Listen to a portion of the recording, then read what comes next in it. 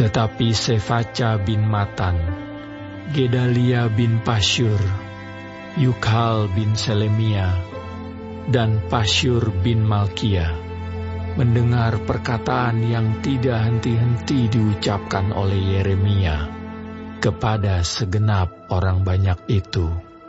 Beginilah firman Tuhan, siapa yang tinggal di kota ini akan mati karena pedang, karena kelaparan, karena penyakit sampar.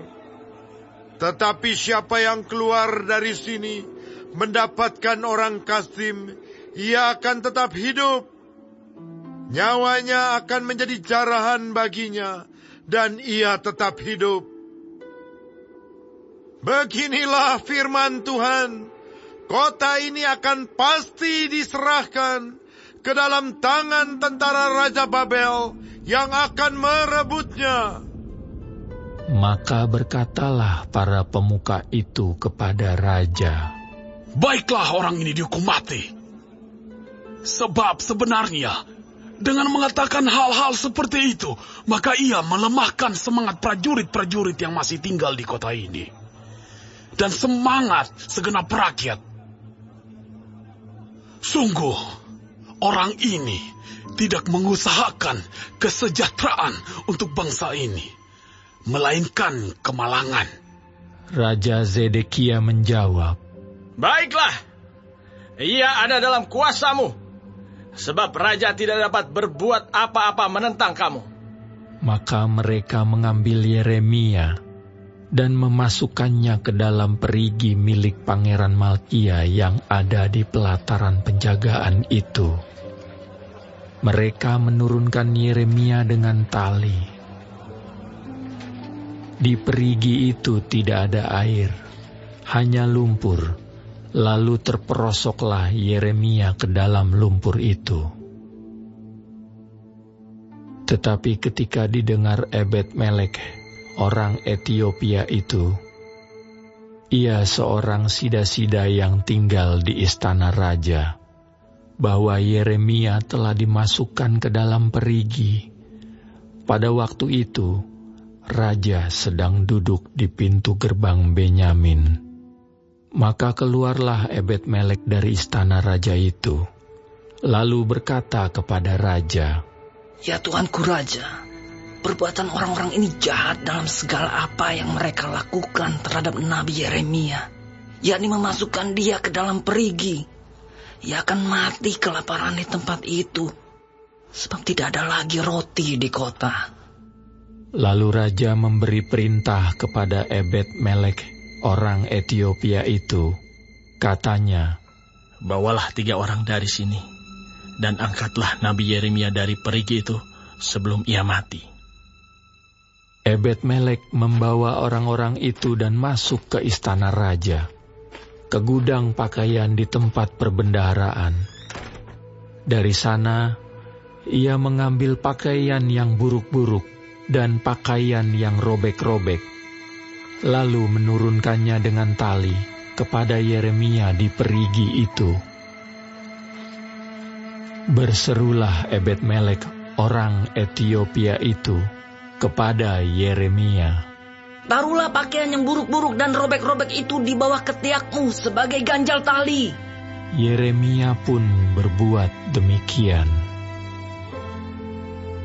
Kemudian mereka menarik dan mengangkat Yeremia dengan tali dari perigi itu. Demikianlah Yeremia tinggal di pelataran penjagaan itu.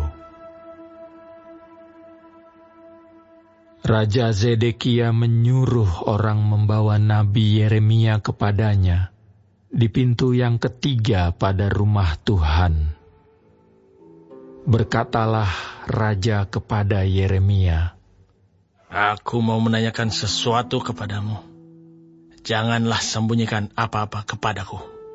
Jawab Yeremia kepada Zedekia, apabila aku memberitahukannya kepadamu, tentulah engkau akan membunuh aku, bukan?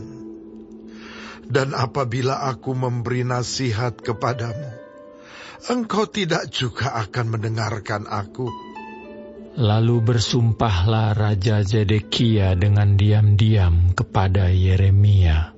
Katanya, "Demi Tuhan yang hidup, yang telah memberi nyawa ini kepada kita, aku tidak akan membunuh engkau dan tidak akan menyerahkan engkau ke dalam tangan orang-orang yang berusaha mencabut nyawamu itu." Sesudah itu berkatalah Yeremia kepada Zedekia, Beginilah firman Tuhan, Allah semesta alam, Allah Israel. Jika engkau keluar, menyerahkan diri kepada para perwira Raja Babel, maka nyawamu akan terpelihara, dan kota ini tidak akan dihanguskan dengan api. Engkau dengan keluargamu akan hidup. Tetapi jika engkau tidak menyerahkan diri kepada para perwira Raja Babel, maka kota ini akan diserahkan ke dalam tangan orang-orang Kasdim yang akan menghanguskannya dengan api. Dan engkau sendiri tidak akan luput dari tangan mereka. Kemudian berkatalah Raja Zedekia kepada Yeremia, Aku takut kepada orang-orang Yehuda yang menyeberang kepada orang Kasdim itu. Nanti aku diserahkan ke dalam tangan mereka, sehingga mereka mempermainkan aku. Yeremia menjawab, Hal itu tidak akan terjadi. Dengarkanlah suara Tuhan dalam hal apa yang kukatakan kepadamu. Maka keadaanmu akan baik dan nyawamu akan terpelihara. Tetapi jika engkau enggan menyerahkan diri, maka inilah firman yang dinyatakan Tuhan kepadaku. Sungguh, semua perempuan yang masih tinggal di istana Raja Yehuda digiring keluar ke hadapan para perwira Raja Babel sambil berseru, Engkau diperdayakan, dikalahkan oleh sahabat-sahabatmu. Tetapi baru saja kakimu terperosok ke dalam lumpur, mereka sudah berpaling pulang. Semua istrimu dan anak-anakmu akan digiring keluar ke hadapan orang-orang Kasdim itu. Dan engkau sendiri tidak akan terluput dari tangan mereka. Tetapi engkau akan tertangkap oleh Raja Babel, dan kota ini akan dihanguskan dengan api. Lalu berkatalah Zedekia kepada Yeremia, Janganlah ada orang yang mengetahui tentang pembicaraan ini, supaya engkau jangan mati. Apabila para pemuka mendengar bahwa aku telah berbicara dengan engkau, lalu mereka datang meminta kepadamu, beritahukanlah kepada kami apa yang telah kau katakan kepada raja, dan apa yang telah dikatakan raja kepadamu. Janganlah sembunyikan kepada kami, supaya engkau jangan kami bunuh.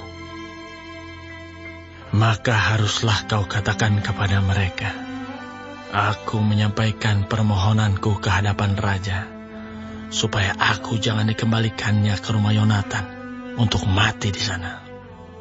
Memang semua pemuka itu datang bertanya kepada Yeremia, tetapi ia memberi jawab kepada mereka, tepat seperti segala yang diperintahkan raja. Maka mereka membiarkan dia, sebab sesuatu pun dari pembicaraan itu tidak ada yang diketahui siapapun. Demikianlah Yeremia tinggal di pelataran penjagaan itu, sampai kepada hari Yerusalem direbut.